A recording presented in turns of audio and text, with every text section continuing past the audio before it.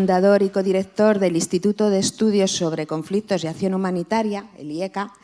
Su experiencia en este ámbito se remonta a los años 80.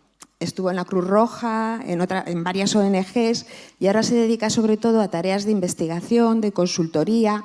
Ha sido consultor de la Comisión Europea, del Comité Económico y Social Europeo, del Gobierno de los Países Bajos, del Gobierno sueco y también de otras instancias de la cooperación española.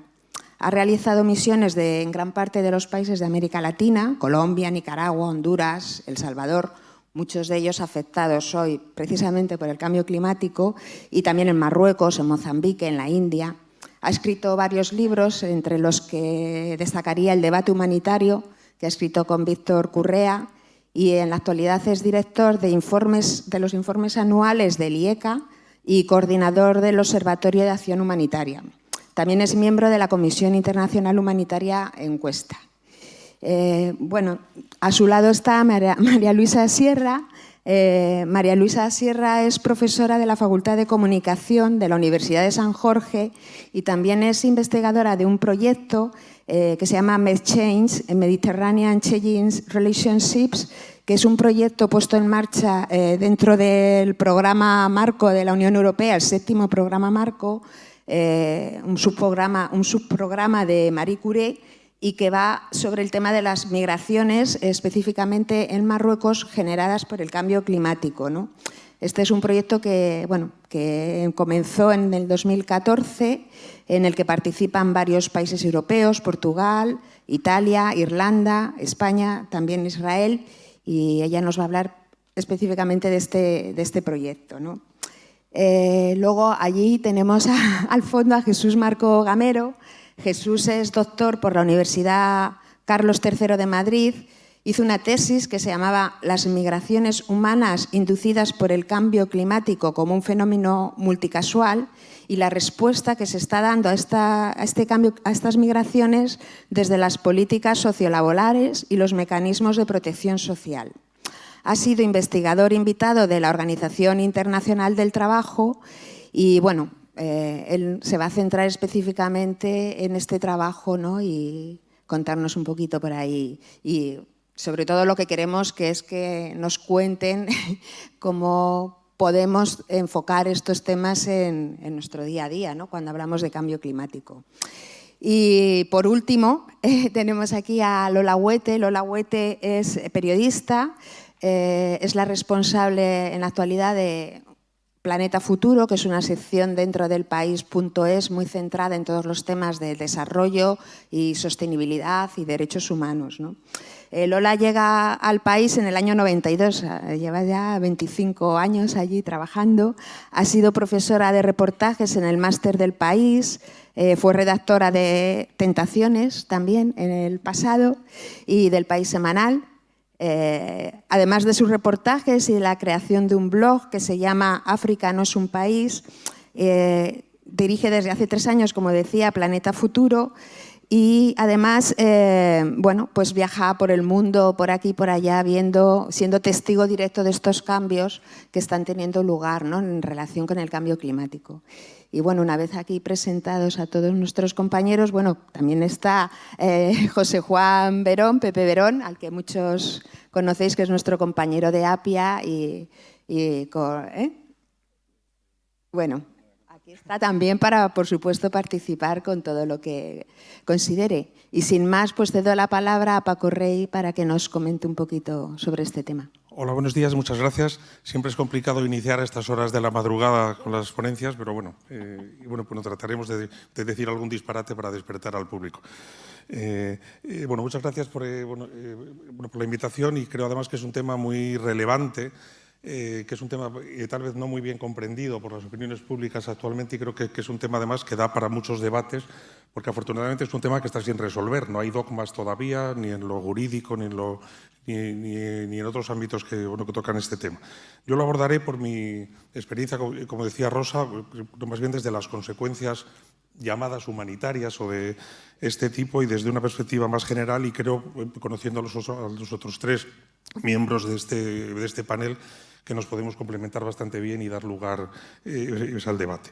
En primer lugar, yo creo que hay que reconocer que las migraciones ligadas con los temas ambientales son muy antiguas y han estado siempre en la base de los movimientos migratorios, tanto voluntarios como forzados. En los años 90, el de desplazamiento ligado con lo ambiental digamos, cobró nuevos bríos y se popularizaron los términos de desplazamiento ambiental. El propio World Watch Institute que presentaba ayer, la primera ponencia fue un poco el adalid de esos términos y eran desplazamientos muy ligados a consecuencias ambientales de malas políticas ambientales, megaproyectos, de deforestación, cuestiones de este tipo y también, y hay que reconocerlo, y es un tema que no ha sido muy tratado por los medios, a los propios movimientos ligados, por ejemplo, con políticas conservacionistas. La expulsión de grupos indígenas, de ciertos parques nacionales o cuestiones de este tipo. Ya en esos años se popularizó mucho el término refugiado ambiental, pero es usado más de un modo provocador o de un modo metafórico, por buscar una cierta comparación con los refugiados reconocidos por la Convención del 51. Ya digo, creo que eso fue más usado como una provocación para hacer incidencia política en las autoridades, pero en la base de eso hay una cierta confusión, y no quiero ser tan mal educado de comenzar criticando a los medios en el segundo minuto de mi intervención, pero creo que ha dado lugar a una cierta banalización del uso de ciertos términos como refugiado ambiental, refugiado climático y cosas de este tipo que luego podemos discutir. Es evidente que esta realidad se ha acelerado mucho ya en el siglo XXI, ligado con los desplazados más motivados por el agravamiento del cambio climático, pero ahí seguimos topando con un primer problema. Y salió ayer en varias intervenciones, y me imagino que en el debate volverá a salir, que es el tema de la cuantificación. Yo creo que reconociendo, y los datos que todos tenemos, que las migraciones ligadas con lo ambiental y con el cambio climático han crecido mucho en los últimos años, y hay algunos datos de las propias Naciones Unidas que nos hablan que entre 2008 y 2014 más de 184 millones de personas se han visto obligadas a desplazarse y que el promedio anual de gente que se desplaza por fenómenos meteorológicos ronda los 22 millones de personas. Aun reconociendo esto, el ligar eso directamente con el cambio climático no es tan fácil. En las migraciones hay multicausalidad, hay muchas razones que llevan a los seres humanos a tomar la dura decisión de desplazarse, máxime si es de modo forzado. Es evidente que lo climático está jugando un papel esencial en eso, pero cuantificarlo de un modo más concreto creo que es un gran problema. Y como citaré ahora brevemente, algunas de las conferencias internacionales que se han celebrado en los últimos años, tanto ligadas con cambio climático como con reducción de riesgos de desastre, con cuestiones humanitarias, ponen este problema en el primer lugar. Sabemos que va a crecer mucho, las estadísticas de diferentes organismos coinciden en eso, pero asimilar solo a lo climático estas migraciones creo que es un poco arriesgado. Y creo que ahí hay un primer problema, y creo que, se citó ayer en varias intervenciones, de ser capaces de cuantificar esto cuando somos conscientes de que el desplazamiento no se suele producir, salvo en algunos pocos casos, por una única variable, sino por un conjunto de variables que llevan a las comunidades, a los seres humanos, a desplazarse. Los datos, además, nos hablan mucho de los desplazamientos producidos vinculados con grandes desastres o con grandes flujos de migración, pero, sin embargo, no suelen dar buena cuenta, y ahí habría casi un subregistro del desplazamiento gota a gota. Quiero hacer ya por referencia a los datos, porque muchas veces hay datos sobre cambio climático, no tienen que ver con desplazamiento ahora, muy potentes que no sabemos usar. Hay un organismo, el CRED, que es el organismo, digamos, de referencia fundamental para datos sobre desastres de amenaza natural.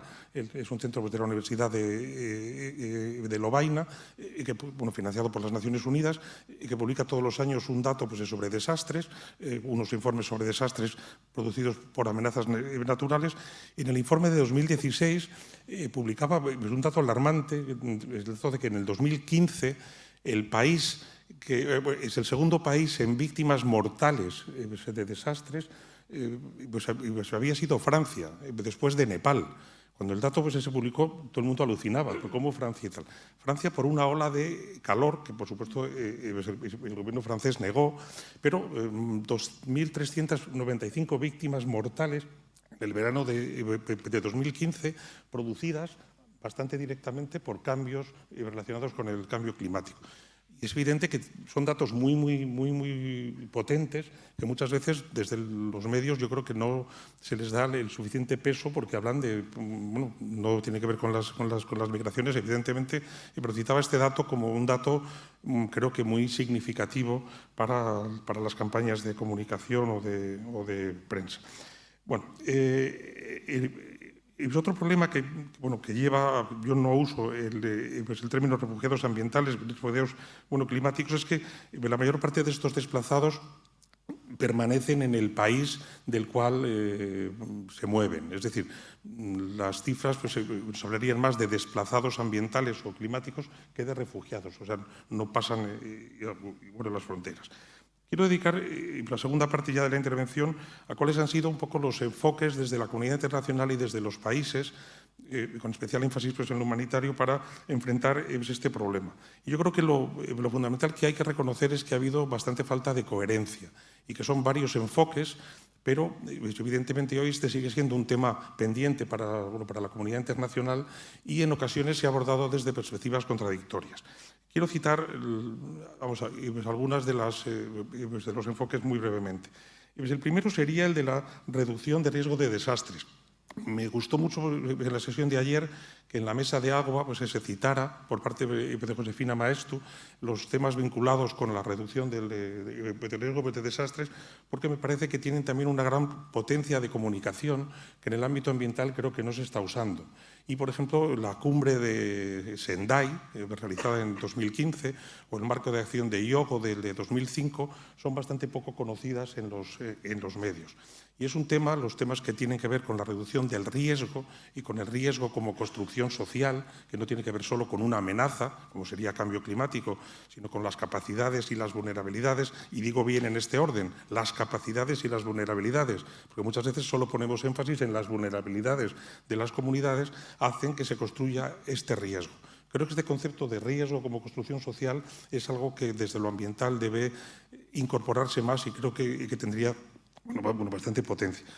En el ámbito español, por ejemplo, los temas del marco de acción de Sendai y de Hyogo son muy poco conocidos, porque además se cometió el error de que el organismo público que lo lidera es la Dirección General de Protección Civil, que tiene que ver con alguna parte del riesgo, con la respuesta, pero evidentemente no tiene nada que ver con la reducción del riesgo, con la prevención, con la preparación ante desastres. En el ámbito de los desplazados ambientales, el marco de acción de Hyogo y el de Sendai sí hacen ciertas consideraciones, incorporándoles como víctimas de desastres y proponiendo para estos desplazados las mismas medidas de protección de los desplazados que en otros ámbitos. Entonces, creo que el ámbito de la reducción del riesgo y el marco de acción de Sendai, que fue firmado por 187 países a finales del 2005, es bastante relevante.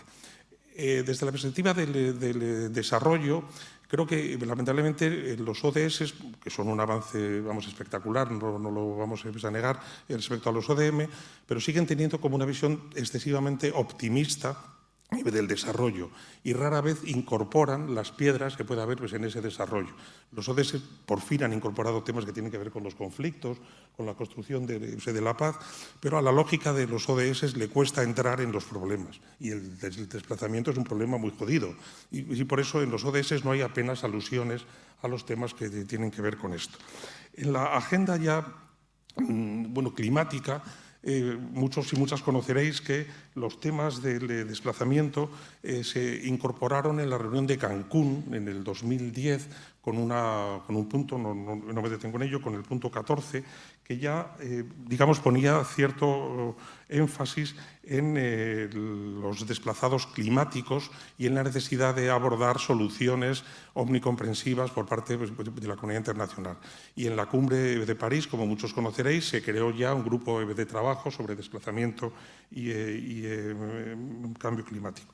Pero, sin embargo, la falta de avance en ese tema, y hubo algunas reuniones, luego podemos comentar, donde participó el alto comisionado de Naciones Unidas para los Refugiados también, y el poco avance que se tenía en la consolidación de marcos de protección de los desplazados ambientales hizo que surgieran algunas iniciativas, y quiero citar solo una porque creo que ya el tiempo está crujiendo, que tratan de proponer algunas soluciones para abordar el tema de los desplazados ambientales de un modo más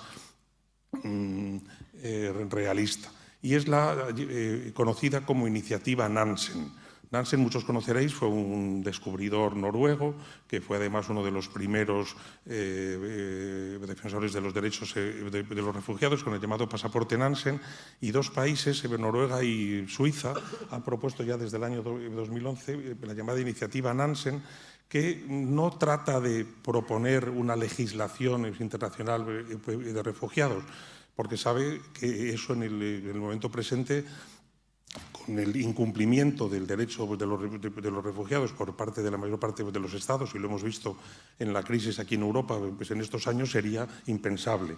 Trata de proponer un proceso de abajo arriba, donde forman parte organizaciones de la sociedad civil, por supuesto, pero también Estados que tratan de, al margen de los marcos jurídicos que cada Estado tenga y de los marcos jurídicos que puedan construirse en el futuro, garantizar cierta protección y cierta asistencia a las personas desplazadas por el cambio climático, evidentemente, pero por otras razones también. La iniciativa Nansen es una iniciativa bastante incipiente. En el 2015-2016 se han sumado a ella, de un modo no comprometido todavía, unos 100 Estados, y trataría precisamente de romper esos bloqueos en el ámbito legislativo y en el ámbito político también, por qué no decirlo, que la comunidad internacional está viendo para abordar de un modo más eficaz los temas ligados con el desplazamiento ambiental y con el desplazamiento climático en particular. Creo que es una iniciativa muy bien intencionada, con bastante potencial, pues en el sentido que no propone una modificación radical en el corto plazo, porque además sería imposible, sino pequeñas modificaciones que traten por lo menos de reconocer el problema, de cuantificarlo, de verlo desde una perspectiva asistencial, pero también de protección de derechos de la gente que se vio obligada a migrar, y de por lo menos tratar el tema de un modo más decidido de lo que se ha hecho hasta ahora. Porque desde el ámbito de la legislación sobre refugiados o de la propia legislación sobre desplazamiento interno, es evidente que la Convención del 51 pues, no recoge los temas ambientales como causa para la concesión de asilo, más allá de que algún país quiera reconocerlo de modo individual, en algún caso concreto, luego podemos comentarlo. La legislación sobre desplazamiento interno, pues los llamados principios rectores que deben regir el desplazamiento interno, son un poco más abiertos en este sentido, y yo creo que la iniciativa Nansen por lo menos da un cierto horizonte, y máxime ahora que la han apoyado bastantes países, para buscar soluciones a este tema, reconociendo que los otros enfoques, ya sean vinculados con cambio climático, con refugiados, con reducción de riesgos, con el propio enfoque humanitario, han sido insuficientes, por no decir incoherentes, para plantear una solución a este problema. Bueno, muchas gracias y en el debate vemos más cosas. Muchísimas gracias. Ahora, muchísimas gracias, María Luisa. Ahora nos vas a contar precisamente de uno de los países donde parece que sí que está habiendo desplazamientos por el cambio climático, que conoces bien. Sí. Bueno, pues muchas gracias y buenos días a todos. Paco ha mencionado, yo creo que puntos fundamentales, ¿no? No me gustaría repetirme, sí que me gustaría ahondar un poquito, ¿no? Nosotros hemos hecho la investigación en Marruecos Pudimos haberlo hecho en Argelia, pero por problemas políticos a la hora de poder entrevistar a gente no se nos permitió el acudir a Argelia, con lo cual tuvimos que reubicar parte de nuestro trabajo de campo todo en Marruecos. Pasamos más de 6 meses en Marruecos, fundamentalmente entre Casablanca y Marrakech, la zona de Marrakech-Safi. ¿Vale? Marruecos es un país de tránsito. Nosotros lo que principalmente queríamos investigar era si es posible escuchar la voz de los migrantes en cuestión de y poder vincularlo a si su proceso migratorio comienza con uno de los elementos multicausal, como ya ha comentado Paco, que fuese el cambio climático. ¿Vale? Evidentemente, cuando empezamos a diseñar cómo íbamos a recolectar los datos, cómo íbamos a hacer las entrevistas, nos planteamos muchísimas cuestiones, ¿no? Que las voy a intentar explicar de una manera reducida, espero que sea lo más claro posible, ¿no? Evidentemente, Marruecos es un país de tránsito migratorio, tiene un problema importante. Europa financia muchísimos programas a Marruecos para que haga de tapón. No creo que esté descubriendo nada nuevo al respecto. Y sobre todo ahora se encuentra en una encrucijada con temas de refugiados subsaharianos, una situación en la que no se habían visto nunca, que están, bueno, pues esperando para saltar la valla, ¿no? Simplemente. Nosotros, aparte de eso, es altamente vulnerable en temas de cambio climático, sobre todo por el avance del desierto del Sáhara y un problema de costas, igualmente el acceso al agua. ¿Vale? Entonces, bueno, más o menos. Nosotros lo que hicimos fue, sabíamos que Marruecos tenía un problema de cambio climático. Entonces, lo que hicimos, como es parte de la metodología, hicimos unos métodos mixtos y cogimos parte, sabiendo estos datos, entrevistamos a personas. Entonces, en esas entrevistas hicimos unas 50 entrevistas, en las cuales pues teníamos un poco de todo. Teníamos mujeres, sobre todo migrantes, dentro del país. La mayoría son de dentro del país. Es el primer paso de la migración. Pero también entrevistamos a 15 refugiados menores no acompañados en Casablanca, ¿vale? Sobre todo de Congo, de Costa de Marfil, ¿vale? Congo-Kinshasa, ¿vale? Y luego también tuvimos la oportunidad y fue muy interesante, de entrevistar a comerciantes de la Medina de Marrakech, gente que es terceras y cuartas generaciones, y como han visto el cambio de la ciudad, el impacto del turismo de masa en la ciudad y la falta y la reducción de ciertos recursos naturales, principalmente el agua, ¿no? Bien, evidentemente las migraciones, ya se ha mencionado, es un tema muy complejo y nadie migra solamente por una causa. Entonces, hay diferentes causas. Las más obvias y las más fáciles de cuantificar, evidentemente, son los desastres naturales, ¿sí? Desastres naturales en cuestión de cambio climático y en cuestión, por ejemplo, de conflicto. Esas son las más fáciles, ¿no? Evidentemente, si tú haces una entrevista cualitativa en profundidad, acaba apareciendo el hecho de que la mayoría de los que entrevistamos comienzan su proceso migratorio ya sus padres o sus abuelos de tener su huerto donde se pueden mantener, a no tener ya agua en el que mantener su huerto, o que hubiese habido un accidente industrial cercano que sucedió en varios de los que entrevistamos de Congo, ¿no? Entonces, a partir de ahí se mueven primero, evidentemente, a la ciudad más grande, ¿no? Dentro del país, y ya es más adelante cuando deciden dar el salto a otro país, ¿sí? Y comenzar, pues, en el caso de los refugiados, su camino de no retorno, ¿no? Hasta que puedan llegar a Europa, ¿no? Nuestro marco teórico está fundamentalmente basado en algo que ha mencionado Paco, que es muy interesante, ¿no? Y son las capacidades. Nosotros lo enfocamos en la teoría del enfoque de capacidades de Martha Nussbaum, ¿no? Es algo muy filosófico que cuestiona bastante la Declaración Universal de Derechos Humanos, ¿no? Y ve un poco cuáles son las capacidades que el ser humano ha de tener, fundamentales, para poder desarrollarse como persona allá donde viva, ¿no? y evidentemente pues encuentras muchas situaciones en las que las personas que nosotros entrevistamos pues no tenían no podían desarrollarse, y entonces es ahí donde empiezan a cuestionarse el salir de su lugar, ¿no?, de donde viven, ¿vale? Puede ser, es multicausal, hay mucha violencia en el hogar, la mayoría de mujeres sale por violencia en el hogar o matrimonios forzados, ¿vale? Y de ahí ya comienza bueno, pues eso, un camino nuevo de su vida, ¿no? ¿Vale? Bien. Aquí tenemos un poco los 4 niveles en los que nosotros relacionamos la variabilidad climática con el movimiento de la población, ¿vale? Entonces está pues la salud, como bien ha mencionado Paco, que es algo importante, el aumento de la temperatura, ¿vale?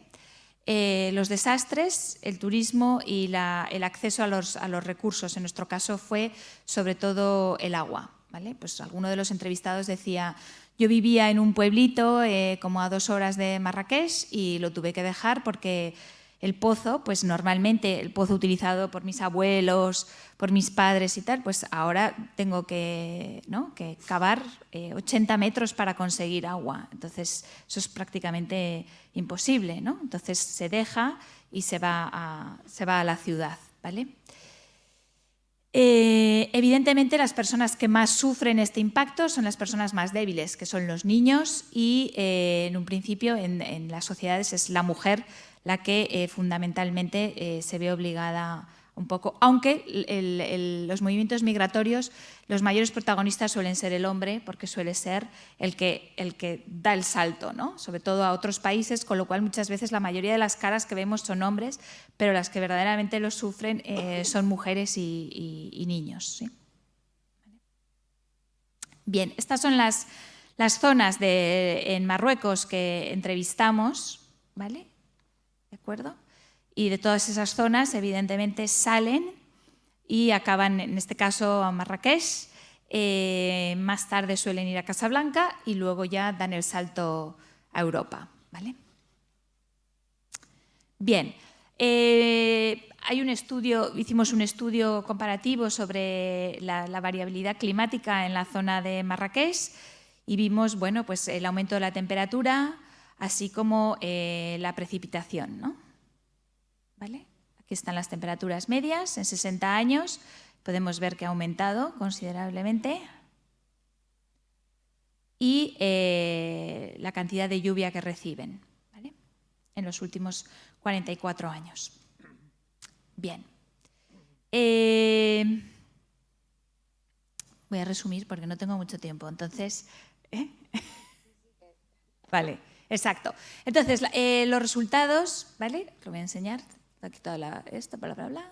Bien, esto es el enfoque de capacidades de Marta Nussbaum, y nosotros las 3 capacidades que más salieron en las entrevistas fueron las emociones, otras especies y el control sobre tu propio ambiente, ¿no? ¿Vale? Bien.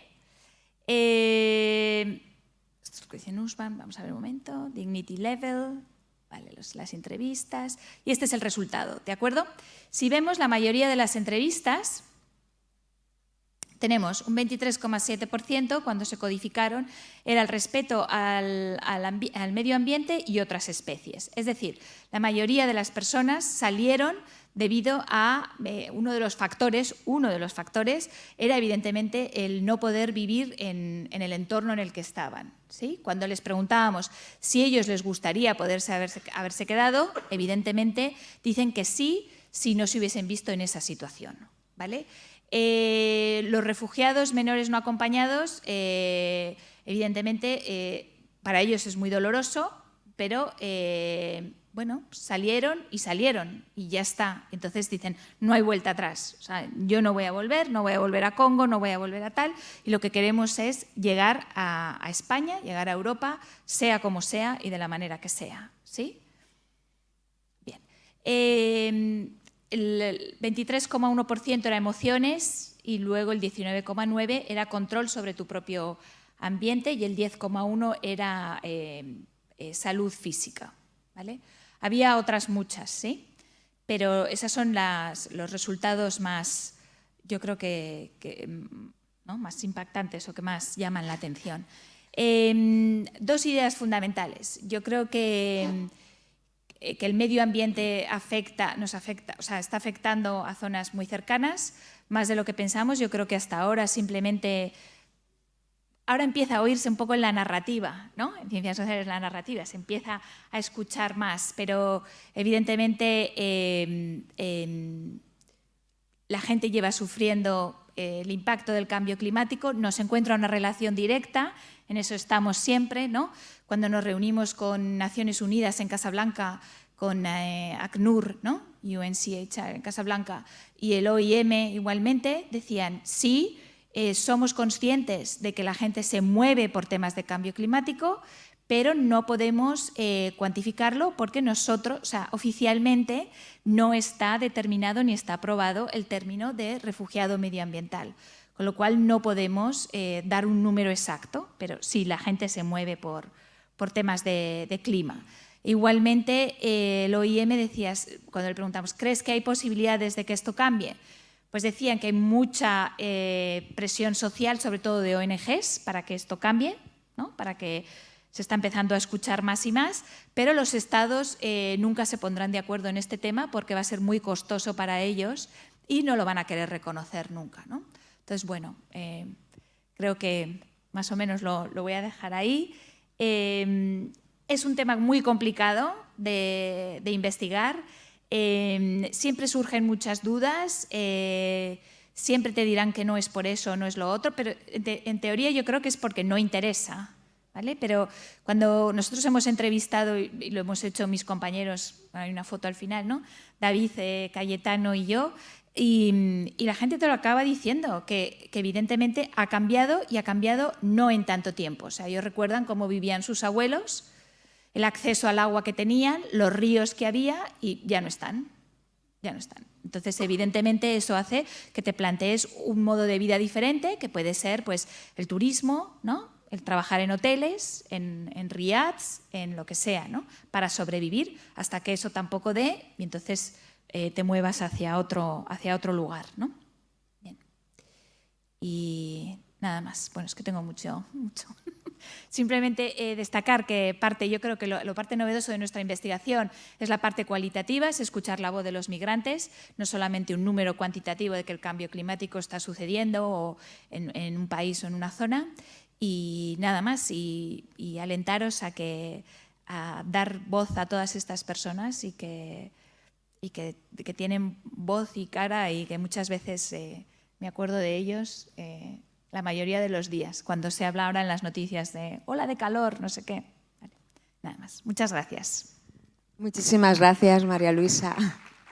Sí, desde luego aquí nos quejamos de la ola de calor, pero cuando cruzas el estrecho y bajas para abajo, sí que realmente unas olas de calor cada vez más extremas y bueno, unas condiciones de vida para adaptarse a ello muchísimas más complicadas, porque aquí cada vez nos ponemos más el aire acondicionado y eso, ¿no? Jesús, pues nada, es tu turno, cuando quieras. Hola, buenos días. ¿Cómo se corre esto? Esto es lo de Lola. No, todavía no. Es la otra. Bueno, lo primero agradecer la invitación. Yo he colaborado con la OIT, de hecho hice una estancia de investigación en Ginebra trabajando mi tesis doctoral y bueno, y me lo comentaron porque Joaquín Nieto no podía venir, entonces me dijeron si me podía acercar y bueno, agradezco mucho la invitación para poder exponer parte de mi trabajo y parte del enfoque, ¿no?, que he hecho. Lo primero, voy a dividir la presentación en tres bloques, se puede decir que giran los tres hacia el mismo objetivo, ¿no? Identificar los procesos de migración por el impacto del cambio climático, la degradación medioambiental, a partir de la confluencia de diferentes factores, no únicamente los factores medioambientales, sino también contextualizar todos estos procesos dentro de... Perfecto, vale. Muy bien, aquí estamos. Contextualizar todos estos procesos dentro de, como ya hemos comentado, los procesos de multicausalidad, donde intervienen diferentes factores. Primero os cuento un poquito el primer bloque, ¿A qué se debe mi interés por este ámbito? Y se debe porque entre 2009 y 2010 estuve viviendo un año en Damasco, en Siria, antes de la guerra. Yo estaba recién matriculado en mi tesis, en mi programa de doctorado. Me preguntan, ¿qué hacías en Siria? Pues es una muy buena pregunta. Estaba por allí dándome una vuelta, la verdad. Vivía antes en otros países y acabé con mis pies en Siria, ¿no?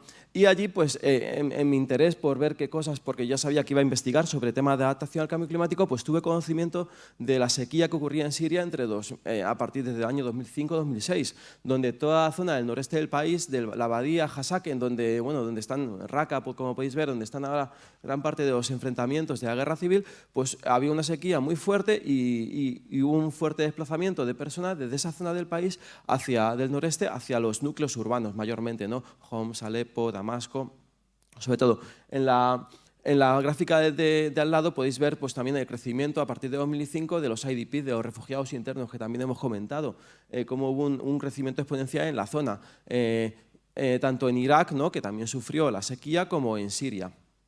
Bien. Entonces, ideas alrededor del conflicto sirio, de la sequía en Siria, no del conflicto, y que, bueno, que solamente expongo, pero que no tienen que ver, no intento poner como algo que va a pasar en otros lugares, pero me viene bien como es una explicación, ¿no? Uno, que esta sequía extrema tuvo su causa más probable en el cambio climático, y un tema que a mí me interesa mucho, que esa sequía destruyó los medios de vida rurales, ¿no? Y forzó a miles de personas a desplazarse a las ciudades. Es evidente, ¿no?, las dinámicas, como has explicado, de migración del campo a la ciudad. Y aquí es donde me interesa a mí, ¿no? ¿Qué capacidad tuvo el régimen, ¿no?, en este caso el régimen de Al-Assad, pero podemos hablar en el futuro de cualquier otro régimen democrático, dictatorial, qué capacidad tuvo ese régimen político de hacer frente a la sequía y de proponer mecanismos para que la población de esa zona no migrara? Esto es, proponer programas de otros medios de vida, reforzar los programas de protección social para evitar que ese gran número de gente fuese a la ciudad, ¿no? Y eso yo creo que es importante en el futuro. Y luego vincularlo mínimamente con el tema del conflicto, ¿no? Se ha hablado mucho de que el cambio climático provocó la guerra en Siria. Bueno, eso yo creo que es una afirmación bastante excesiva, ¿no? Ya que no hay una evidencia clara de que toda la gente que fue del campo a la ciudad generara el conflicto. Bueno, se me olvidó comentar que, claro, cuando hablamos de esa migración de gente del campo a la ciudad, ponemos que el cambio climático y la sequía fue un factor fundamental, pero como digo, lo que generó ese desplazamiento fue la pobreza de las personas y la vulnerabilidad, ¿no? Entonces ahí añadimos otra serie de factores, como pueden ser económicos, sociales, que son los que realmente influyeron en la decisión de las personas a la hora de emigrar. Pero continúo con este marco de multicausalidad, hablamos del conflicto, ¿no? Entonces, primero, no hay una evidencia clara de que esa migración provocaba el conflicto, pero lo que sí que es cierto es que ese flujo de personas del campo a la ciudad pues supuso en el cocido del conflicto, de la situación social en Siria, pues aumentó y alentó pues el aumento de la pobreza, los disturbios en los arrabales de las ciudades, pues se unió a otros factores sociales, políticos, económicos o religiosos que derivaron del conflicto. Por supuesto, el conflicto en Siria no tiene una causa fundamental en el cambio climático ni en las migraciones, pero sí que es cierto que fue parte del caldo de cultivo que llevó a esta situación. Bien, esta podría ser la primera parte que me apetecía comentar, ¿no? Bueno, y una mención última que también me interesa mucho, ¿no?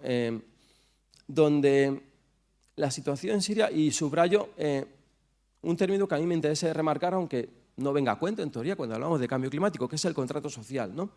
Cómo los impactos del cambio climático, o en este contexto, la interacción de los impactos del cambio climático, pues con otro tipo de factores sociales, económicos, pues llegó a romper el contrato social, ¿no? Ese acuerdo entre Estado y ciudadanos, ¿no?, basado en derechos y deberes, y no lo pongo ahora como la situación que ocurrió en Siria, sino como una cuestión que debemos plantearnos a la hora de hablar del cambio climático. ¿Cómo puede el cambio climático llegar a debilitar esas bases ¿no? que están establecidas dentro de las sociedades, ¿no? Cómo esa interacción de factores pues, puede llegar a crear situaciones en donde las legitimidades y este acuerdo que comento pues, puede llegar a verse debilitado, ¿no? Solamente como una cuestión que a lo mejor podemos debatir también en el futuro. Entramos ya a lo mejor en el ámbito más teórico que también has comentado, desde el enfoque más básico que es de 2011, han pasado 6 años desde el informe Foresight, pero es el Foresight del gobierno británico, pero es uno de los informes más claros y evidentes, ¿no? Y donde nos lo da todo bastante, digamos, mascadito, ¿no? A la hora de hablar del cambio climático, ¿no? Cómo el impacto del cambio climático puede interaccionar sobre otros tipos de factores medioambientales, políticos, demográficos, sociales o económicos, y esto puede llevar a las sociedades, a los individuos, a las comunidades, a plantearse, decidir si migrar o quedarse, ¿no? También es una cuestión, ¿no? Y ahí ya podemos hablar de las poblaciones atrapadas, ¿no? Que a lo mejor no tienen medios para, les gustaría irse, pero no tienen medios ni para irse y se tienen que quedar en sus propias zonas. Y eso también es importante. No, y como digo, el informe Foresight, que tiene incluso un resumen ejecutivo en español, es una aproximación interesante para conocer desde una visión bastante global la cuestión del cambio climático y las migraciones humanas. Entonces, y ahora ya vuelvo a las cuestiones socioeconómicas, ¿no? A la multicausalidad y a las cuestiones económicas. En primer lugar, el informe del IPCC reconoce esa naturaleza multicausal de las migraciones inducidas por el clima y la influencia específica de los factores socioeconómicos. Y aquí, donde hablamos lo que pasó en Siria, por ejemplo, ¿no? El aumento de la vulnerabilidad, la desigualdad social, la pobreza. Y esta frase que a mí me gusta tomar de Barnett y Weber, de un texto, ¿no? que aproximativo al tema, ¿no? Ya de 2010, lo pongo en castellano mejor, en donde habla de que hay pocas dudas que los procesos sociales que generan pobreza y marginalidad surgen como uno de determinantes más importantes que los cambios medioambientales a la hora de proponer la migración. Y otra cuestión bastante interesante que me gusta a mí, y la respuesta por el momento, no sabemos en el futuro, no estamos hablando a lo mejor de impactos de desastres climáticos extremos, ¿no? Donde al final, oye, te viene un huracán y la gente se tiene que ir lógicamente, ¿no? Pero luego siempre hay posibilidad de volver. Pero aún así las respuestas todavía están en manos de las personas. Y esta cuestión sí me interesa a mí, es en ausencia de unas estructuras políticas y económicas mejoradas y adecuadas. ¿Qué tipo de estructuras políticas, y ya me centro en las cuestiones políticas, tenemos? Y a lo mejor surgió ayer, que no es una cuestión que competa a lo mejor al tema de cambio climático y migraciones, pero me interesa en el sentido de, ¿es posible enfrentar el cambio climático desde estructuras políticas? Y hablo de un ministerio o de una consejería, donde tú tienes la Oficina de Cambio Climático o la Dirección General de Cambio Climático en una esquinita de organigrama de gobierno, donde tienes la presidencia, la consejería o el Ministerio de Medio Ambiente, y tienes abajo una dirección general o una oficina de cambio climático. ¿Es posible coordinar las respuestas, entendiendo que el cambio climático es un problema, como ya comentaba, social, desde la esquinita del Ministerio de Medio Ambiente? Bueno, pues eso me resulta bastante complicado, ¿no? Y creo que es un tema que hay que debatir.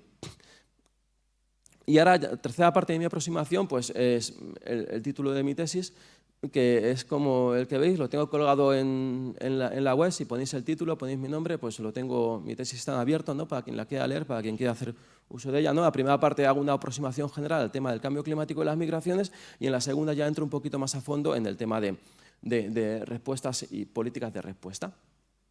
En primer lugar, el cambio climático no es un problema medioambiental, el cambio climático es un problema en su origen social. No, porque son las sociedades humanas las que emiten gases de CO2, por tanto no es un problema medioambiental. Por tanto, y como os comentaba, la intervención debe hacerse sobre las sociedades, no sobre el medio ambiente. Entonces, las políticas de cambio climático que estén bajo el Ministerio de las Consejerías de Medio Ambiente, pues yo entiendo que es un error de enfoque y parece bastante evidente. En segundo lugar, las migraciones climáticas son un fenómeno multicausal, donde ya hemos visto que intervienen diferentes factores. Los más pobres y vulnerables son los más expuestos, en principio, al impacto del cambio climático y, por tanto, a la posibilidad de verse desplazados. Y, bueno, aquí yo ya propongo dos ideas, ¿no? Que se han comentado por el camino y que ya meto aquí, ya podemos hablar un poquito, a lo mejor, de los marcos que desarrolla una organización como la Organización Internacional del Trabajo, ¿no? Que es una organización muy grande, pero a lo mejor un poquito lenta y anquilosada, ¿no? Pero que tiene unas bases muy bien planteadas sobre lo que es la justicia social y sobre las respuestas que se deben dar. En ese sentido, en primer lugar, pongo dos ideas que son básicas: fortalecer la residencia de las comunidades, el empoderamiento, y planteo los pisos de protección social, socioambiental, los pisos de protección social, no como construcciones, sino suelos, los suelos básicos de protección social, ¿no?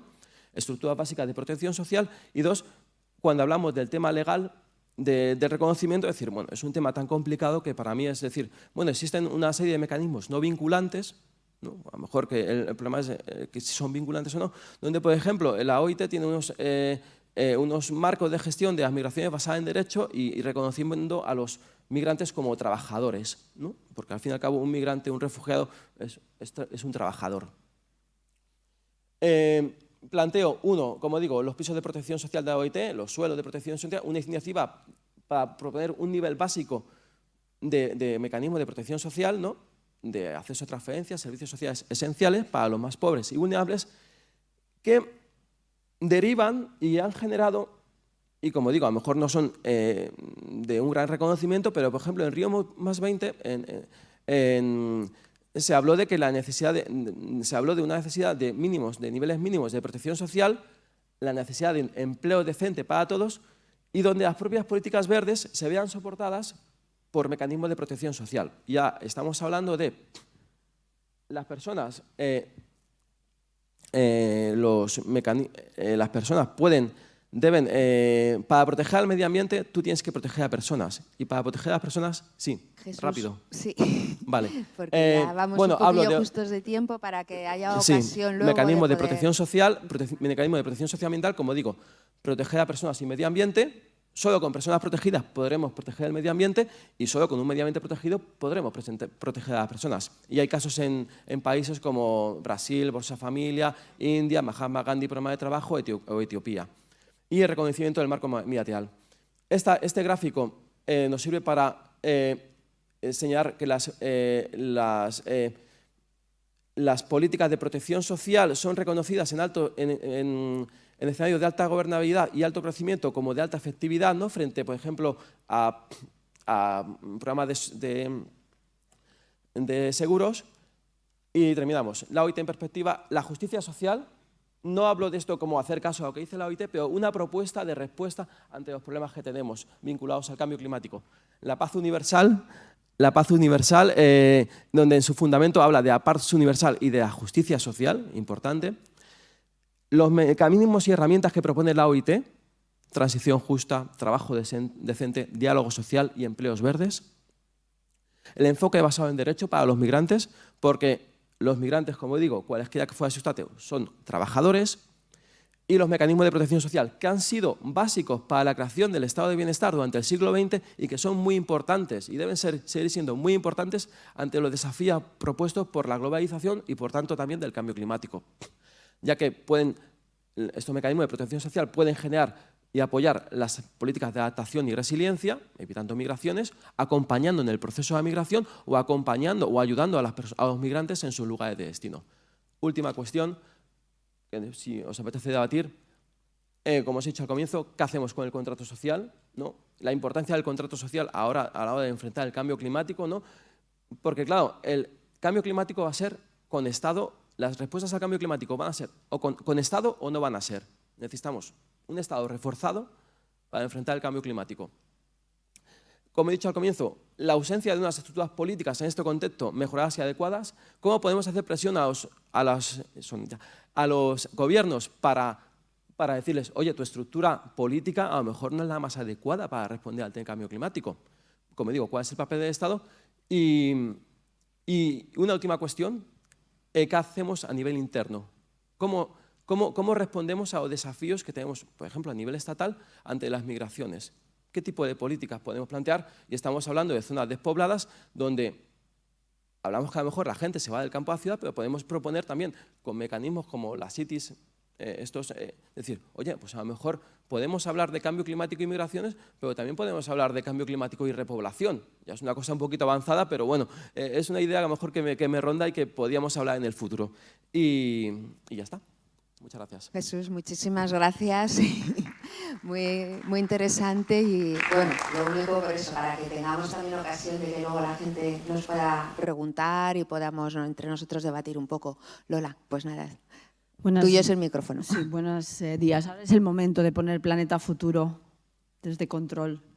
Os quiero contar qué es lo que hacemos en la sección, a ver si carga bien, porque he visto que antes podía dar problemas. Esta es la página que está publicada esta mañana. Si bajamos un poco en ella, justo hay algunos de los temas que se han comentado hoy aquí. En concreto lo de Siria también, hay uno de los artículos que cuenta si el cambio climático y los problemas de sequía tuvieron que ver en el conflicto o no, porque es una temática bastante habitual. El tema que veis arriba, que lleva un vídeo, cuenta como Honduras es una de las zonas que tiene más problemas de sequía junto a Haití y toda esa zona, ese corredor, y cómo los agricultores están sometidos a presiones brutales. Y bueno, en el vídeo, que no lo podemos cargar, cuenta la señora como, bueno, yo intento intentamos inventar soluciones desde las comunidades para paliar la sequía que tenemos en los últimos años, pero luego vienen con obras públicas o a quitarnos las tierras a las poblaciones indígenas, y entonces tenemos un doble problema para sobrevivir. Bueno, Planeta Futuro es una sección que se publica cada día y que tiene como contenido marco, digamos, todos los objetivos de desarrollo sostenible, con especial interés en pobreza, absolutamente. Pobreza para nosotros es transversal y utilizamos el resto de tags, el resto de categorías, como puede ser mujeres, como puede ser infancia, como puede ser refugiados, siempre cruzándolo con este efecto, sea cualquier política, o sea una catástrofe, o sea leyes, o sea cosas que no se han implementado, todo lo cruzamos hasta comentar cómo afecta a la vida de las personas. Hablábamos antes de los efectos del cambio climático en Francia, por ejemplo. Esta sección no la hacemos para hablar de lo que sucede en Europa, donde obviamente el cambio climático es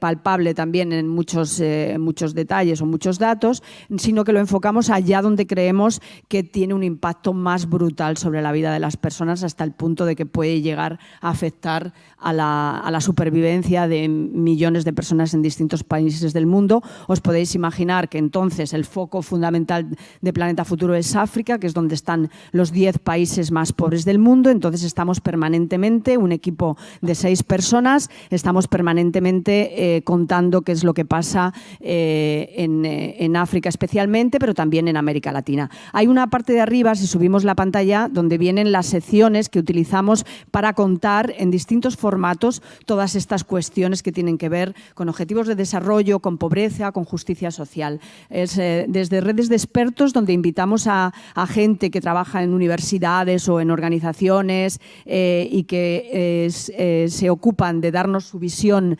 absolutamente bajo su responsabilidad de aquellas cuestiones relevantes o que se están discutiendo en la actualidad. Tenemos otra sección que se llama En Primera Línea, que la podemos pasar también, que son trabajadores de organizaciones que están trabajando en terreno, que nos mandan relatos personales. Siempre les pedimos que sean en primera persona y que cuenten realmente cómo ellos, como médicos o como técnicos que están desplazados en distintos sitios con las ONGs correspondientes, cómo viven los retos diarios, y muchos de ellos se tienen que enfrentar a cuestiones en zonas rurales que tienen que ver pues, con la sequía, la falta de agua, o el trabajo de niñas o mujeres que tienen que desplazarse cada vez más lejos para llegar a los pozos. Todo esto se cuenta en primera persona desde la visión de los propios trabajadores de las ONGs. Obviamente, si pasamos de pestaña, tenemos también entrevistas, esta la pasamos rápido, de gente que también es protagonista. Tenemos otra que es Desarrollo en África, la siguiente, que cuenta cómo está la cuestión de... Veis que siempre aparece migraciones. Si vais bajando y haciendo scroll en las páginas, constantemente aparecen migraciones, porque, como os digo, es también transversal para todas las temáticas. Y luego también tenemos una dedicada a ciudades sostenibles, que esta está especialmente dedicada a Fernando Casado, que habló ayer, donde contamos todos los retos que se estuvo comentando en la mesa final y que es muy interesante conocer cómo se enfrentan los seres urbanos a todas estas cuestiones de población y de pobreza, todas juntas, o cuando llegan masas de gente a convivir en una zona que no está habilitada para dar los servicios adecuados. Obviamente, seguimos pasando enlaces, vamos a pasar al de Seres Urbanos, es un blog que tenemos también en Planeta Futuro, fijaos que también está dedicado en estos días a emisiones cero. Es una constante porque el cambio climático se ha colado realmente en todos los ODS en los últimos años ante la evidencia de lo que está pasando y, por tanto, es algo que no se puede obviar desde el punto de vista periodístico. Nosotros al menos no lo obviamos, como os estoy contando, y siempre lo enfocamos, como digo, en las poblaciones más pobres. Lo hacemos a través de distintos formatos, con trabajos desde la redacción. Es un equipo de 6 periodistas, creo que lo he dicho también, y entonces hacemos muchísimo trabajo ya sobre terreno. Ya no tiene nada que ver con opiniones de expertos, tribunas, sino que son trabajos hechos con la gente directamente para mostrar cómo viven. Y a veces utilizamos todo tipo de recursos periodísticos, no solamente la escritura, obviamente, sino que hacemos también vídeos, muchísimas fotogalerías. Intentamos estar al tanto de todos los movimientos de personas que hay y nos fijamos en aquellos que son más vulnerables. Por ejemplo, en la crisis en Myanmar nos fijamos en los niños que se están desplazando, o en los adolescentes, o en las mujeres, o en el acceso a la educación, etc. Puedes ir pasando, Jorge, mientras... Bueno, este es otro de los blogs que tenemos. Pásalo rápido para llegar a los reportajes, porque quiero llegar a un reportaje fundamental que hemos escrito en el último... Pasa al siguiente. En el último... Este se ocupa de migrados, especialmente en España. Todo lo que opinan, y está hecho por gente de distintas nacionalidades que escriben ellos mismos para contar cómo son tratados en España. Pasa. Bueno, esta es una estadística del Germanwatch sobre impacto del cambio climático, que es muy interesante, que está en uno de los reportajes que publicamos hoy sobre Honduras, donde vienen los países que tienen más peligros, que están más expuestos a impactos de cambio climático, que utilizamos nosotros a veces para después buscar dónde tenemos que ir a hacer los reportajes o dónde tenemos que estar más atentos. Pásalo. Esto no sé qué ha pasado, pero no es nuestro, pásalo porque es fotografía, se ha saltado. Bueno, veis que abordamos cómo abordar la salud mental de los refugiados. Este reportaje tuvo cantidad de seguimiento cuando lo publicamos, de hecho está todavía en la lista de los más vistos, porque es un aspecto que normalmente no se cuida. Fijaos que no hay psicólogos con los equipos de emergencias que suelen atender a los migrantes en distintos puntos de crisis o de conflictos en todas las fronteras, salvo ONGs que se ocupan ellas por sí mismas de atender a salud mental, pero no está instaurado como algo automático poder asistir a los problemas mentales o que puedan tener estas personas que están viviendo unas situaciones personales súper dramáticas de pérdidas de seres queridos, pérdida de tu casa, de tu familia, de tu entorno. Bueno, cambiamos. Islas mínimas. Ahora mismo el cambio climático está afectando a esas 30 y pico naciones, estado pequeñitas, que son islas del Pacífico y del Caribe, con nombres muy difíciles que me he apuntado aquí para deciros, porque a mí se me olvidan, que se llama Kiribati. Todas estas están sufriendo absolutamente las primeras, porque las islas están desapareciendo literalmente, y a veces son poblaciones de 20 y pico mil personas que ya no van a poder existir más y van a tener que mudarse de territorio porque ya no va a quedar tierra. También nos ocupamos de ellos. Pasamos.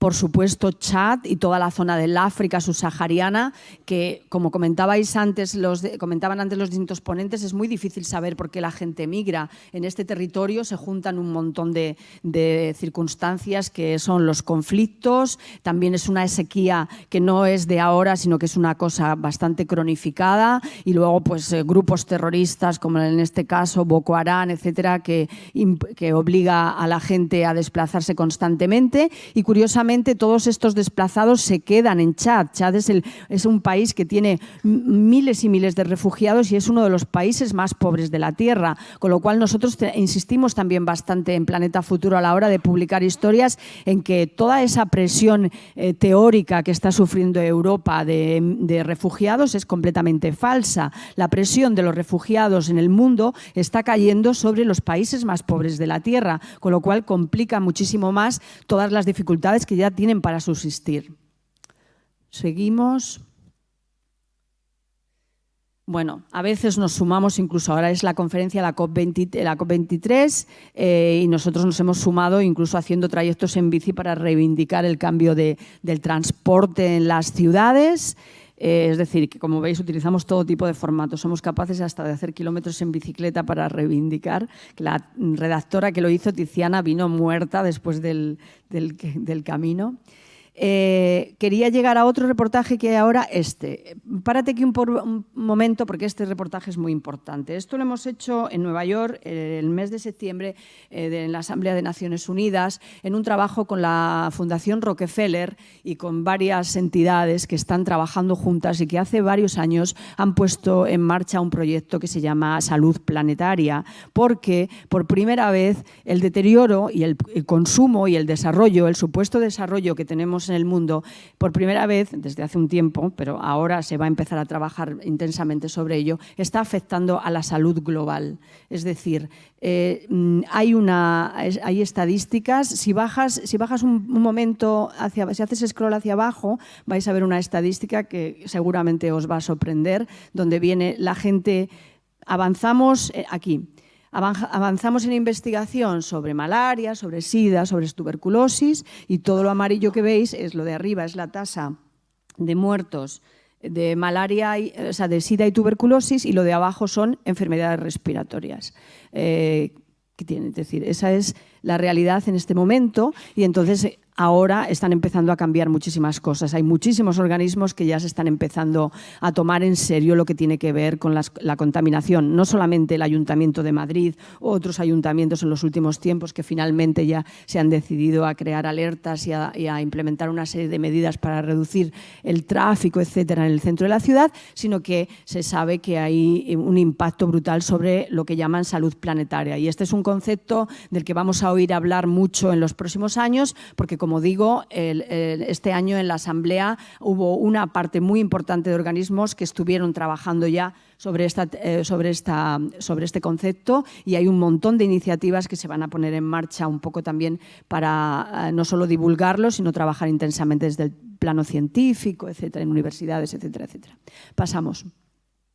Bueno, en Planeta Futuro hacemos, además de la información diaria, hacemos especiales, y este especial se llamaba Comeré Hoy. Si se pincha en el menú que está en la parte de arriba, pues aquí es todas las amenazas que hay a la seguridad alimentaria en el planeta. Este es uno de los especiales que más éxito tuvo también, es muy visitado, y como veis el primero que está colocado es el clima, es decir, cómo un clima cambiante hace que la posibilidad de que la gente tenga acceso a los alimentos cada día, pues se complique cada vez más, es decir, es cada vez más costoso para los agricultores de Níger, para los agricultores de Mauritania, para los agricultores de Senegal, poder tener cosechas adecuadas para poder alimentar a toda la población.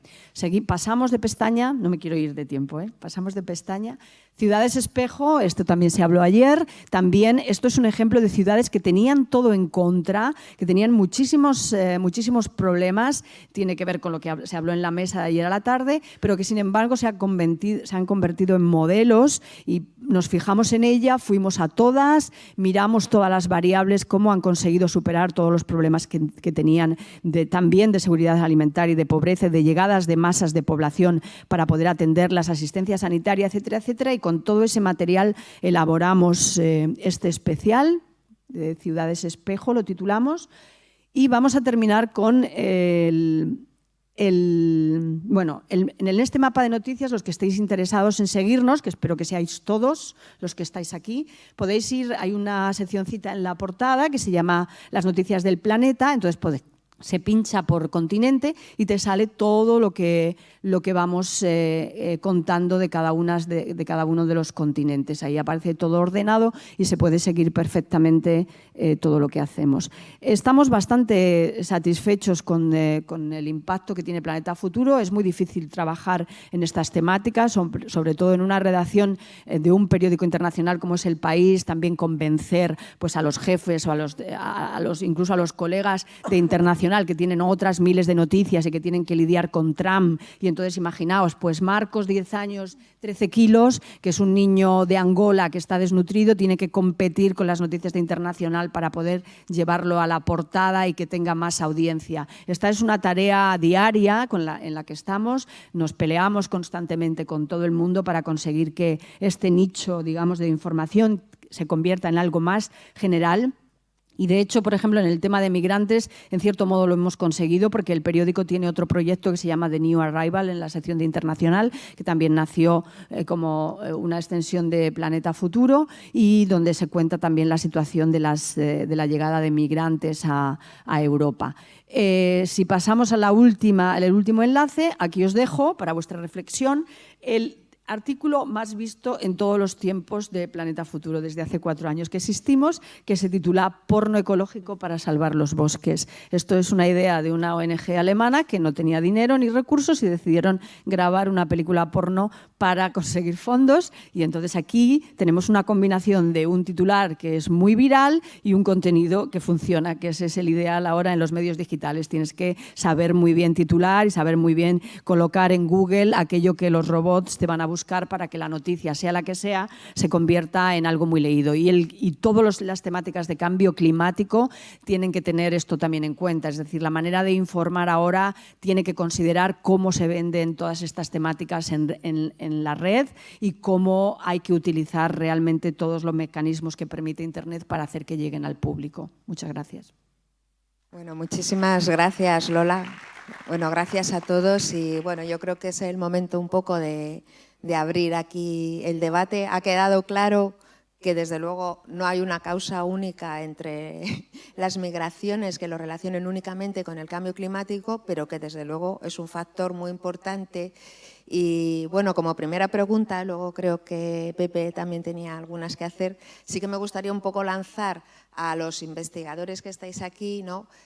Si pensáis que este factor del cambio climático, siendo uno más y siendo importante, está siendo tratado de la forma adecuada en muchos medios de comunicación. Planeta Futuro vemos que sí que tienen justo una plataforma que permite abordar estos temas y en profundidad, ¿no?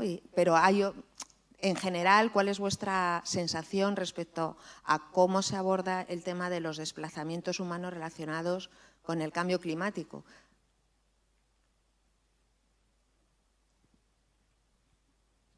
Que quiera. Yo, personalmente, sobre cambio climático e migraciones, que, por poner un símil, ¿no? Que yo creo que los medios, o quienes los dirigen, o la comunidad global, están más cómodos siendo la orquesta del Titanic, ¿no? Bueno, vamos a seguir nuestros ritmos de vida, vamos a seguir aguantando hasta que llegue. No sé qué estamos esperando, ¿no? Pero de momento seguimos con nuestro business as usual y a partir de ahí, pues, y yo creo que lo que reflejan los medios es lo que quiere la sociedad. Qué bien. Paco. Sí, yo lo que tiene que ver con el cambio climático relacionado con desastres, con respuesta humanitaria, creo que sí hay margen de mejora, por decirlo así en plan fino. O sea, yo creo que, vamos, en varias mesas ayer salió bastante claro, pues en los desastres ya existían, los huracanes, tal. Entonces, el explicar cómo el cambio climático está agravando esas consecuencias, creo que no es fácil, por una parte, pero me parece que es una asignatura pendiente, ver eso, de qué de nuevo tiene el cambio climático pues en esos fenómenos y en las consecuencias sobre todo. Yo sí noto que en general en muchos de los medios, ayer mismo en otras mesas hubo quejas de eso, se cae en una suerte de catastrofismo que cuando habla pues, de los desastres solo habla de víctimas y tal. Yo por eso he puesto énfasis en las capacidades, en el presentar a las personas afectadas por los desastres vinculados con el cambio climático como sujetos de derechos, el dar más imágenes positivas. Vosotros mismos en otras mesas ayer os quejabais. Y yo, por ejemplo, me ha alegrado mucho coincidir contigo con el enfoque de capacidades, porque me parece que es una cosa muy olvidada. O sea, cuando nosotros ponemos énfasis en el riesgo, es porque ponemos énfasis en que frente a amenazas como el cambio climático, más allá de que las terminologías son diferentes, adaptación y mitigación en el ámbito humanitario, pues las usamos con contenidos diferentes, pero creo que hay que dar una idea de que se pueden hacer cosas, de que las comunidades, los estados, pueden hacer cosas y que no hay ese determinismo tan claro.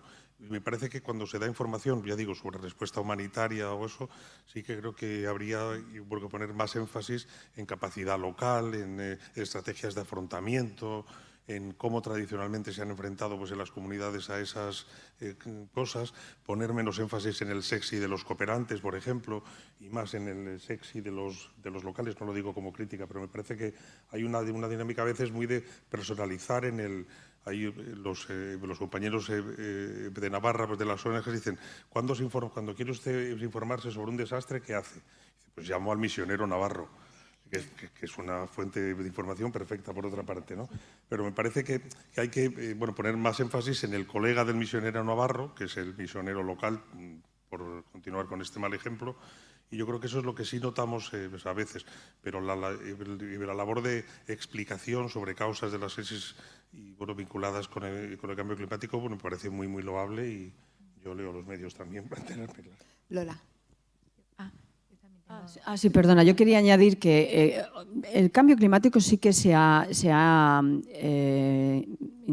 es decir, ya es un concepto con el que se trabaja en los medios. De hecho, la Cumbre de París, yo recuerdo que hubo, el periódico en el que yo trabajo, hubo 6 personas que estuvieron en la Cumbre del París, que era como incluso comentado, diciendo, pero ¿qué hacemos? Que 6 personas, cada uno con unas temáticas distintas, cubriendo lo que allí pasaba.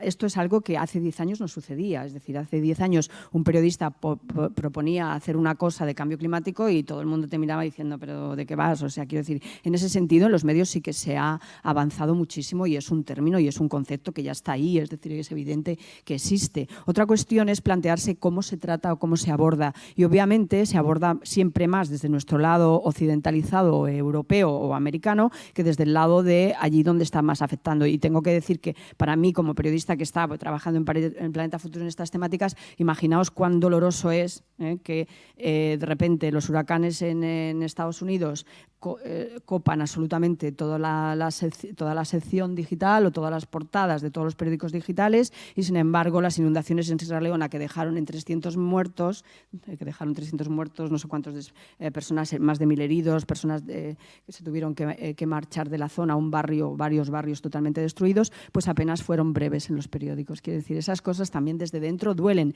¿Pero por qué duelen? Porque ahora tenemos una cosa que se llama estadísticas al minuto, no al minuto, al segundo. O sea, una web digital sabe perfectamente qué es lo que está pinchando la gente en todos los sitios. Por lo tanto, lo que más interesa es lo que se mantiene, y si lo de Sierra Leona no interesa, pues desaparece de la home.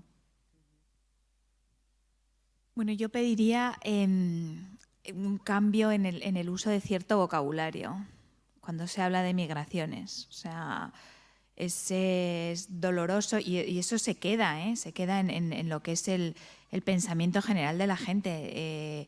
Los migrantes no nos invaden, no nos acosan ni llegan, ¿no? Millones de O sea, es como un poco ese tipo de vocabulario que si realmente tomamos perspectiva, ¿no? del mundo de las migraciones, que han existido siempre, yo intentaría evitarlo. O sea, evitar eso hace mucho daño a los inmigrantes que conviven con nosotros, y hace mucho daño a pues nosotros que trabajamos en en ese mundo, ¿no? Porque todo el mundo te lo dice, o no, pues acaparan los servicios de tal. Bueno, no es así. O sea, yo creo que hay muchos estudios hechos ya y que hay que informarse muy bien y hay que medir mucho qué tipo de vocabulario utilizamos cuando se dan ciertas noticias, ¿no? Eso es lo primero. Luego también pienso que somos como muy reactivos en vez de proactivos, ¿no? Y vamos a lo que ha sucedido, pero como muy bien dice Paco, hay gente haciendo muchísimas cosas, muchísimas, pero muchísimas. En el campo, gente que hace cositas muy pequeñas y que no tienen ni voz ni que nadie les siga, ¿no? Entonces, las cumbres están muy bien. Yo estuve en la cumbre de Marrakech el año pasado, está muy bien, se habla mucho, pero también he sido cooperante y llega un momento que es que te cansas de Naciones Unidas. Lo siento, pero es que te cansas. Y he sido, además, de casualidad, pues he estado en 5 desastres naturales porque me ha tocado. Y en la mayoría no he visto ningún periodista y he estado en el centro y ves las noticias y tal y yo digo, ¿de dónde sacarán la noticia? Porque claro, o sea, yo no he visto ninguno y somos 4. O sea, me refiero, ¿no? Es que no es un poco... y duele. No, desde luego. Desde luego. Bueno, sí, pero cuando estás en el ojo de un tifón en Filipinas, que es donde sucede el desastre y tal, ¿no? Que es la emergencia, y los números y eso, bueno, no sé, es un poco... Pero sí que pido, por favor, eso porque, no sé, a mí personalmente y a mucha gente con la que trabajamos hemos hecho análisis de prensa y duele el tipo de vocabulario que se utiliza. Gracias. ¿Tenías alguna pregunta? Sí. ¿No? Bueno, un par de preguntas. Se han planteado conceptos que son poco frecuentes de escuchar. Por ejemplo, has hablado de la salud global o la salud planetaria, que digamos que sería un poco por elevación la salud ambiental, ¿no? Que se trabaja a un nivel más local, entiendo. O Jesús ha hablado ha querido darle ese componente social al cambio climático, ¿no? Como un problema social. No sé hasta qué punto negando el ambiental o dejando el ambiental a un lado, porque el ambiental existe.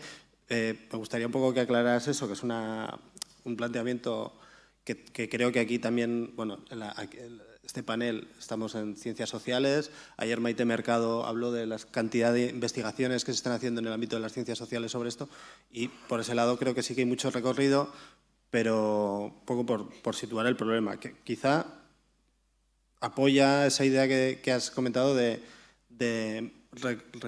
repensar las estructuras políticas, porque este problema es mucho más complejo de tenerlo ahí en esa oficina o en esa dirección general, como bien dices.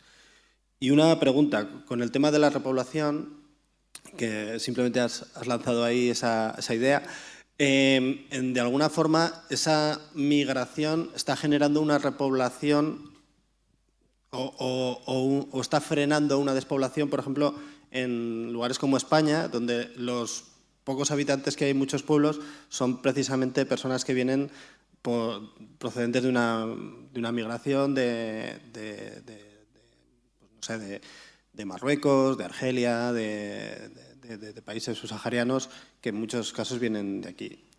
¿No? Esta era una pregunta. Y otra relacionada con el lenguaje que utilizamos y con la oportunidad del tema. El cambio climático no está en la agenda electoral, por ejemplo, pero las migraciones sí, la inmigración. Se habla mucho de inmigración y es un tema que sí que sale.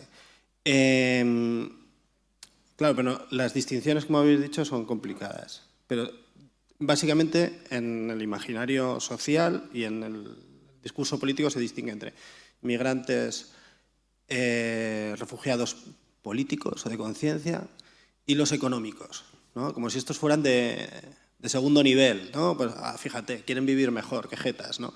Es un poco esta historia.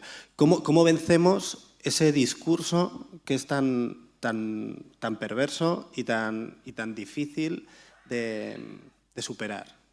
Esta pregunta es un poco más general. No, te respondo. En cuanto a la cuestión del cambio climático como hecho social, a ver, si mucho más, es tan sencillo como decir, ¿dónde está el origen del cambio climático? No está en en cómo la atmósfera está cambiando o el CO2 está afectando la atmósfera. Viene de antes, ¿no? Viene de por qué el coche del señor emite emisiones de CO2. Por tanto, ya no estamos hablando de un problema medioambiental. Es más, a lo mejor la Oficina de Cambio Climático en este sentido podría estar mucho mejor en el Departamento de Industria. Claro, porque nos vamos a los impactos del problema, no nos vamos al origen. El origen es nuestra sociedad. Por eso te digo que cuando tú sitúas el cambio climático en un ministerio, o en una consellería o en una concejalía de medio ambiente, ya estás 2 pasos detrás del problema, ¿no? Y eso lo vinculamos con las estructuras políticas. Desde el ministerio, desde la oficina pequeñita que está en el Ministerio de Medio Ambiente, bueno, es grande, cada vez es más grande, lógicamente. Tú no puedes, por ejemplo, un proceso el otro día ha habido un proceso en la Oficina de Cambio Climático donde se han contratado a personas, ¿no? La mayoría de las personas a las que contrataban o que se han postulado son licenciados en ciencias ambientales. Y dices, no necesariamente. No necesariamente. Necesitas personas que planteen el problema con una foto mucho más amplia. Y, lógicamente, tú no puedes responder al cambio climático desde esa oficina pequeñita.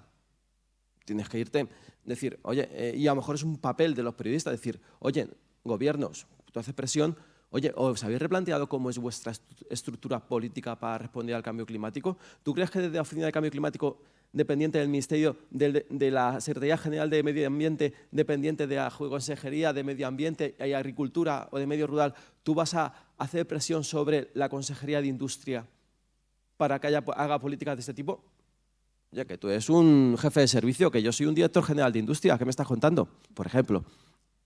Por eso, la opción evidentemente, es centralizar desde los órganos coordinadores políticos, como puede ser presidencia, como puede ser vicepresidencia, ese tipo de políticas. Y tú ya desde arriba, estamos hablando de un enfoque up-down, ¿no? Luego podemos hacerlo, pero de esa posición tú ya puedes meter presión hacia abajo, pero desde el jefe de servicio que está encargado de la Oficina de Cambio Climático va a ser más complicado. Y luego otra cuestión, bueno, creo que...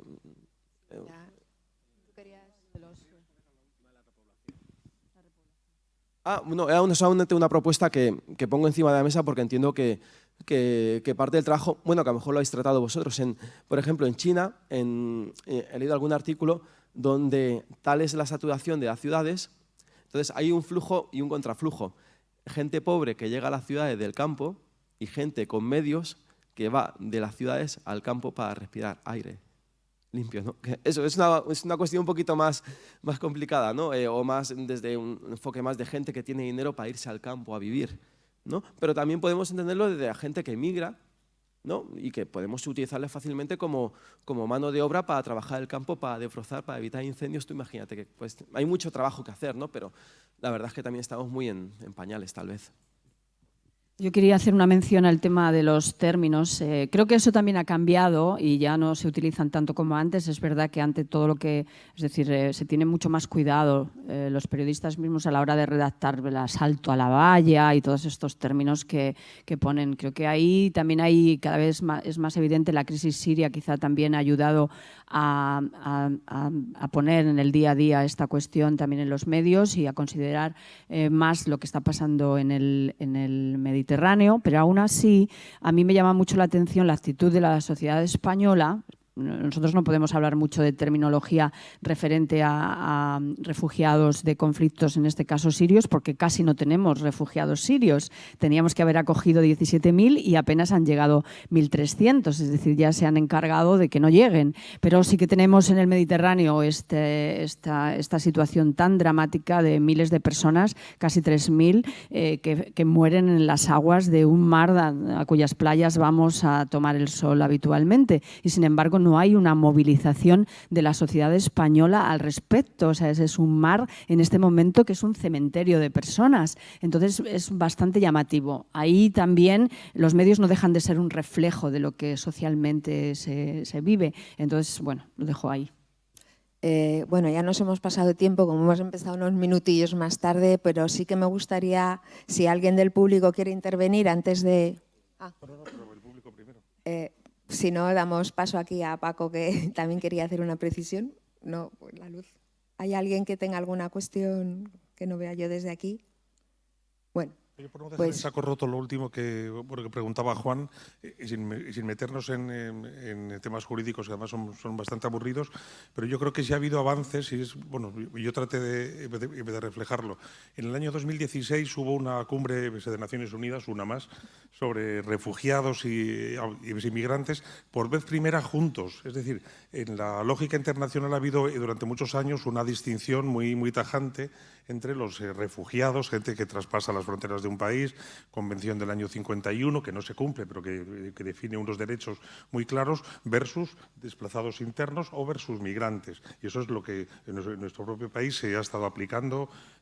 Eso se está tratando de superar y en el 2016 hubo una cumbre en Nueva York para abordar precisamente los dos temas juntos. Los resultados son muy poco concretos todavía, pero yo creo que desde el punto de vista de las migraciones ambientales, yo creo que debemos tratar eso como desplazados por el medio ambiente, pues por el cambio climático, sin entrar en las finuras jurídicas de si derecho a refugio, sino como desplazados, como sujetos de derechos, como gente que ha visto sus derechos al disfrute de su medio ambiente, a su producción, a lo que fuere, por esos juzgados y que se han visto obligados a migrar.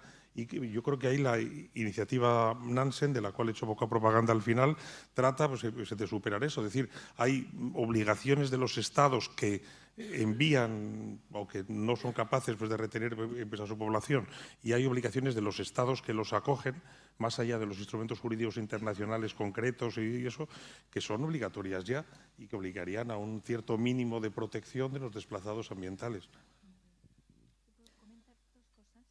sí, ¿Puedo comentar dos cositas? Sí, que ya nos hemos ido a un poco de Jesús, tiempo. a Lola.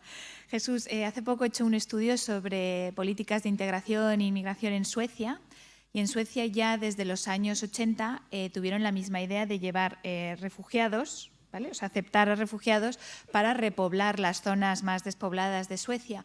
Y al cabo de 15 años o algo así se dieron cuenta que no tenía... Yo también pensé lo mismo, lo que has estado comentando, que sería una gran idea, y se dieron cuenta que no tenían... que fue un fracaso total. Porque la gente se había ido, en primer lugar, porque no tenía trabajo. ¿Vale? Y entonces, aunque tú intentes repoblarlo, si sigue sin haber trabajo, o sea, sigue sin existir el trabajo, la gente, los refugiados, seguían siendo dependientes de las ayudas del gobierno durante más tiempo del que habían planificado. Nada, eso es un tema. Y sobre lo de que el Mediterráneo es un cementerio, estoy totalmente de acuerdo, es una vergüenza, es la vergüenza de Europa. O sea, tenía que estar todos los días en los medios. Hace poco estuve con Médicos Sin Fronteras y es que AECI financia proyectos en Libia donde de recogida de cadáveres que les llegan a las playas. O sea, es que es vergonzoso. Yo no sé cómo, pero bueno, ahí, ¿no? Hablamos de otras cosas, ¿no? Y lo dejamos. Bueno, pues como tampoco se trata de ir ya desde la primera sesión ralentizando un poco el desarrollo del Congreso, muchísimas gracias a todos espero que haya sido interesante para todos y bueno, continuamos adelante. Muchas gracias.